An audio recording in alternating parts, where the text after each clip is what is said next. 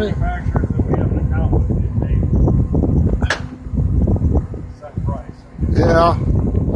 Oh, there she is. With the prices, I just know where and when they go. Right. Hello, my name is Mike, and I'm a lazy bum. My name is Mike, and these are some bikes. Now, you'll notice I haven't put out a lot of videos lately, and that's because, well, yeah, I've been kind of lazy. Been taking a little bit of, vacation time. So even though I'm retired, I've been working on stuff. The nice thing about retirement is I can take my vacations whenever I want. I just took a little trip to my cabin in Payson. Been gone for a few days.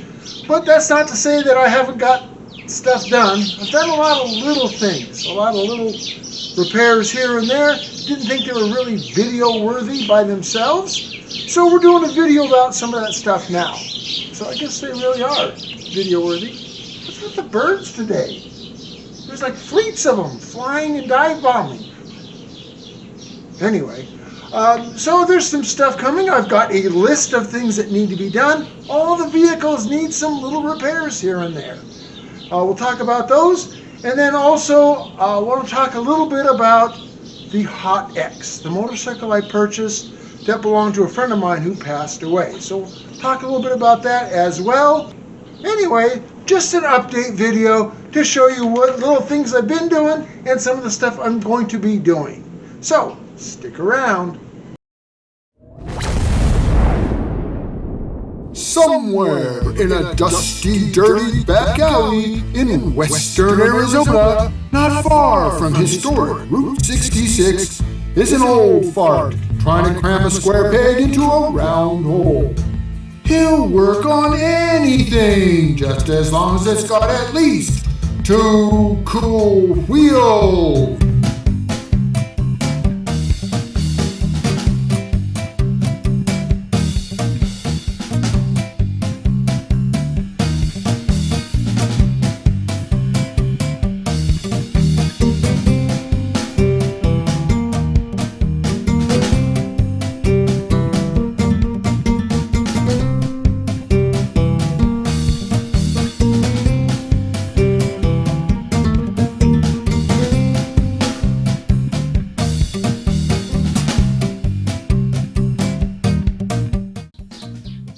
So all my vehicles need some little repairs. That's the way things go. We'll start with the Stranger here. I recently replaced all the brake hoses because they were leaking and promptly found that my rear wheel cylinders were leaking. So I replaced those. Didn't make a video about it. I figured it was just not enough material and it was probably kind of boring. But now, of course, since I replaced those, the master cylinder is leaking. Yeah. So you can kind of see the juice running all down the booster there. So, brakes aren't something to be trifled with. It's kind of good to have them. So we'll be throwing a master cylinder on the old Stranger. And then my brakes will be, they'll be new all the way around. It's to be expected for a 42-year-old vehicle. And then there's this little problem to be addressed. And wipers on and go. Uh-oh. Yeah. So my wiper transmission is broken. The Buick Century station wagon has turned out to be my favorite daily driver. It's been a really good car, but now the water pump's starting to leak. Yeah, she's been leaking. You can see it. It's not real bad, but we're going to go ahead and replace that water pump before we end up stranded. I keep saying we.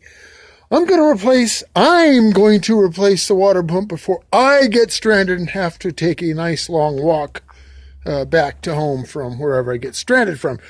We've taken this car. I keep saying that. I've taken this car on some really long drives, and it's performed beautifully. So I'm going to change the old water pump so I can do more long drives without being paranoid of breaking down. And the old Chevrolet Astro, which has been my tried and true, very dependable vehicle. Well, damn near froze me out the other day. See, the little old blender decided not to blend any heat. It was just giving me cold air. So, you know, I was out in the mountains, not a lot of tools around. So, tore into the dash as far as it could go. And, you know, I can't find that blender actuator. Probably going to have to take, you know, more stuff apart. But anyway, so the Astro needs a little repair as well. And of course, the rusty grenade, well, we're getting ready to put a rear end in it. Now, this rear end should bolt right in. It's from a Mustang. I do want to pull the rear diff cover off just to inspect it, change the fluid, make sure all that's good. And then one of the wheel studs, where is it? You'll notice that it's got these really long wheel studs. And I'm not sure, but I think that this car was used with some, you know, slicks or something on it at one time. I don't know. Don't know why they're so long, but they don't really hurt anything. Now this one got a little chewed up. Not sure how or why, but I'll take a dye to that, clean that up, so that we can use this. So anyway, that's an upcoming video, doing the rear end swap in this car. So since completing the engine swap, I really haven't driven the car much yet. There's a couple of reasons for that.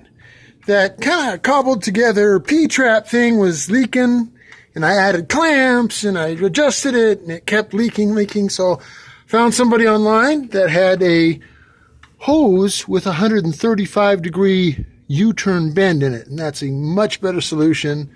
Doesn't leak at all. I think it was originally intended to be like a supercharger hose or something. That's the way it was listed.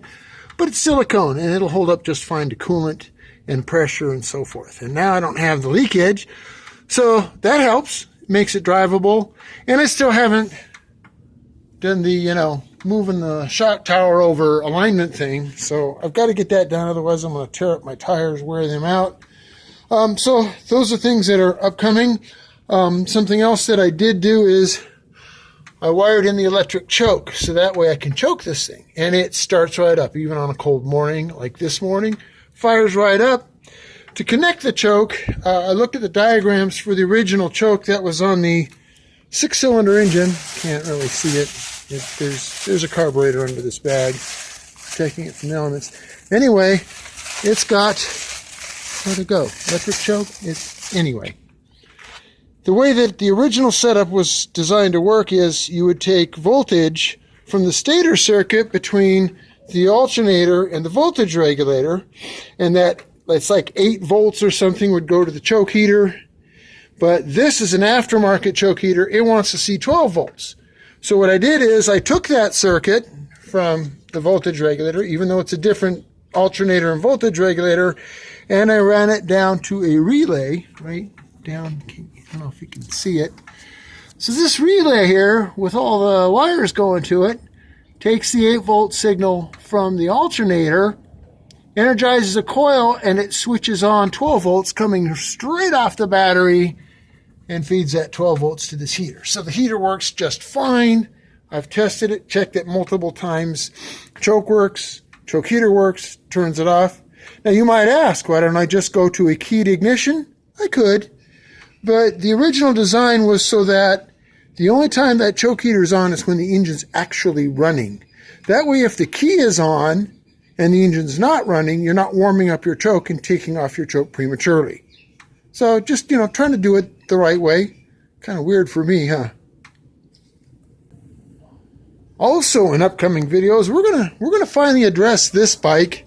It's been sitting here for quite a while. I kind of wanted to take it to MVD and do the paper chase on it first, because I don't want to take apart that engine that I purchased, fix it up, only to find that I can't get the bike registered. But then it dawned on me, you know, I didn't pay much for this, and if I can't register the bike, I can still part it out. I've got enough parts on this bike to more than cover what I paid for the bike. There's probably $3,000 in parts between the engine and the bike, and I only paid $900 for it. So either way, it benefits me to go ahead and start on that engine project. So that's a good one that I can do, because I can do it inside the garage, not out here where it's cold. Oh yeah, So this is the engine I bought for a couple $100. It's got 100,000 miles on it. Let me turn this off so you can hear. It's nice in here. So I need to go into that. And the only reason I have to go into it, even though it ran, according to the guy I got it from, he said he was experiencing transmission issues, and some of the early 106s were known to have circlip problems. So we're just as a preventative measure, we're going to take that engine apart. We're going to go through it, make sure that everything's good, make sure the circlips aren't coming apart, put the updated circlips in it if necessary, and then we can put it in that bike. So that's another couple of upcoming videos, so stay tuned for those. And then I want to talk a little bit about this bike.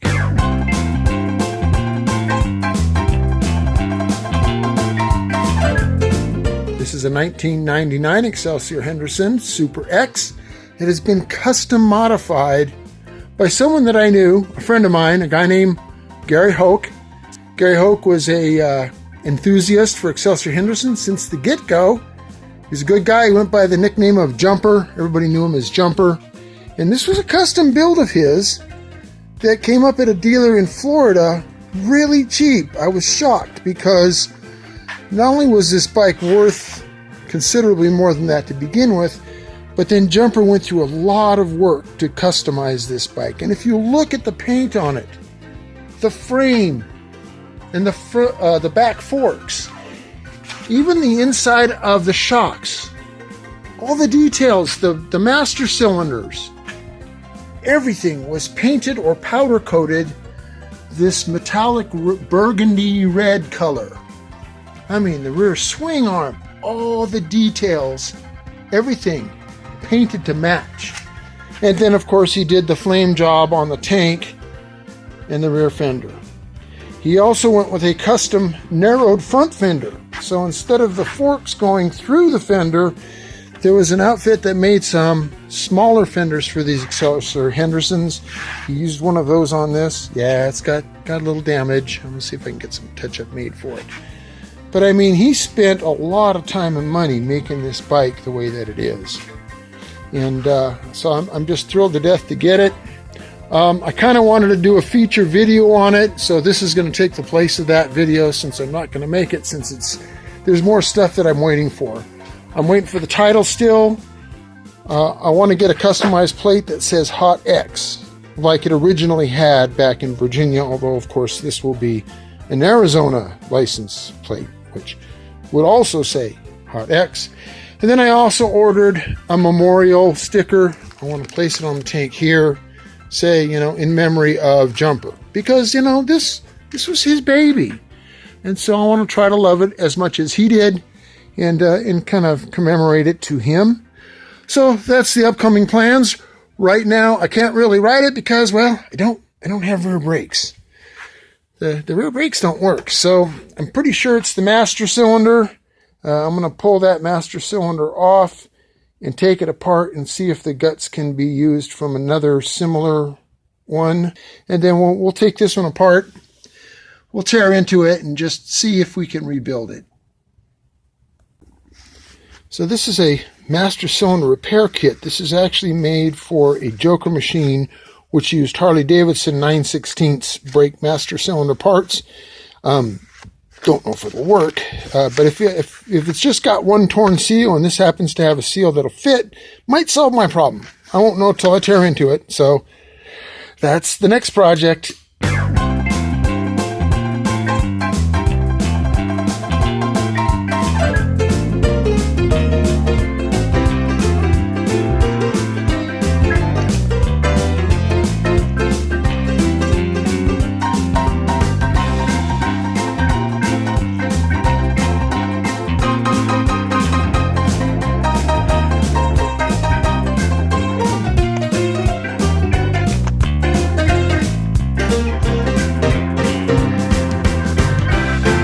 Shit's gonna go flying. I know it. That's what happens when you have springs.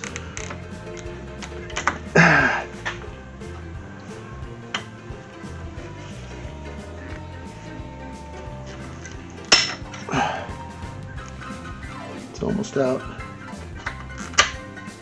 Oh, this is going to be a bitch putting back together. Oh, see what I mean?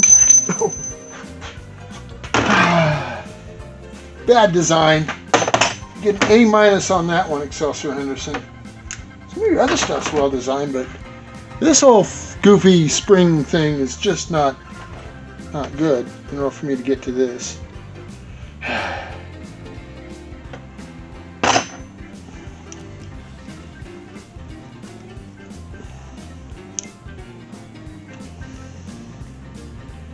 I can finally get to the snap ring. Looky there.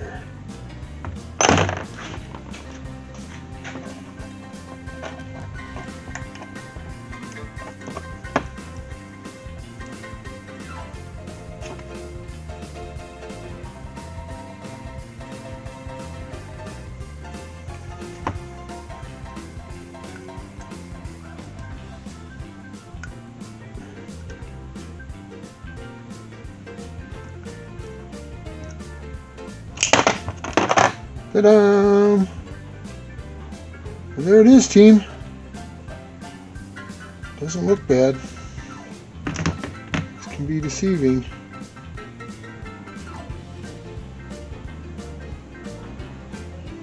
So let's just see if that kit I have has similar sized components.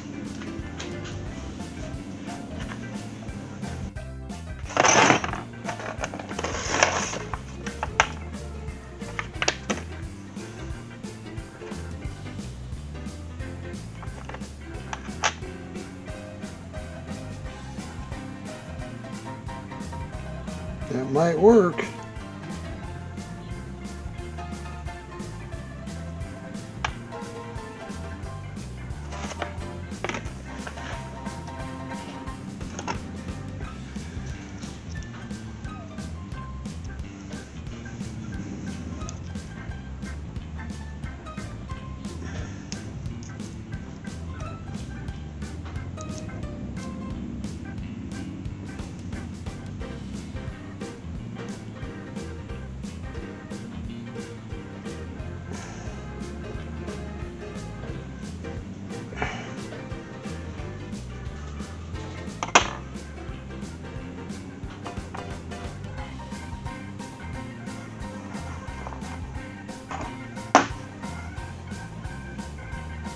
Look at that. I'd call them the same. I'm going to make a call here. I know everything else is different. That's the main part I need right there. So we're going to roll with it. Get on there. Yes, you can do it. You can do it. Yeah. Oh, yeah. Now this one, it's pretty warm too.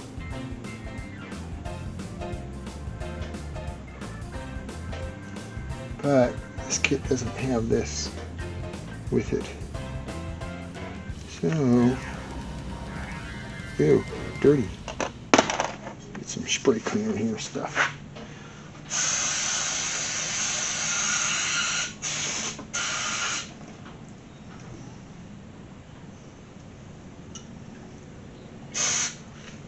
Putting it back together, that's going to be a task. This part not so much, but the spring thingy, that'll be a task. All right, let's see what other.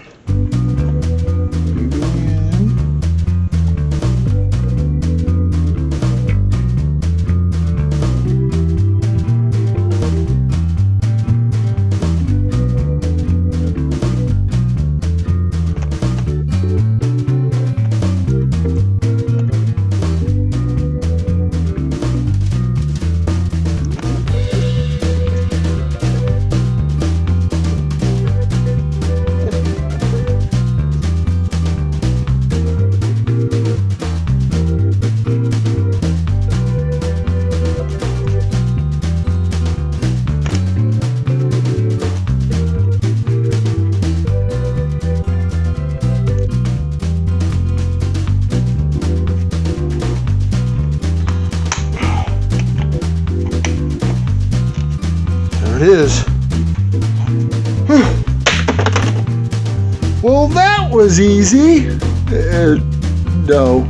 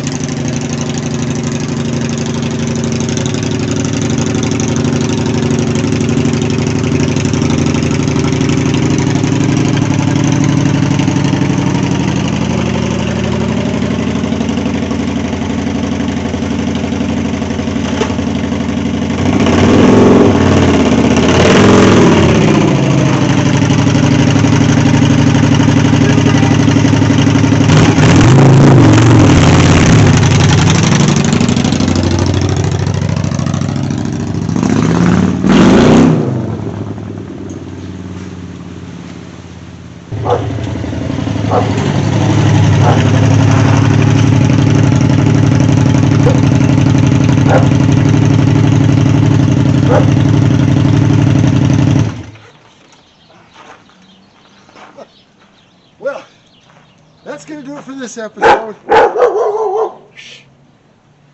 Brakes work now. I can ride the bike safely and not worry about bumping into things. Anyway, there's a big toy. Shh.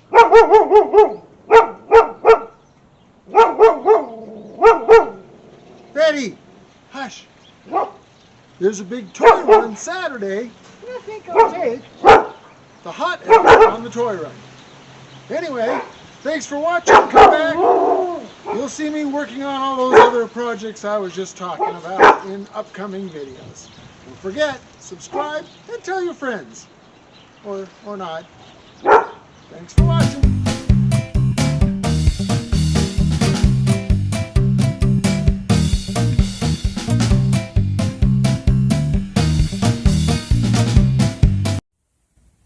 Jumper died back in 2018. He was my age, and I was kind of shocked. Everybody was kind of surprised because he seemed to be in good health. Just shows you never know when your day is coming.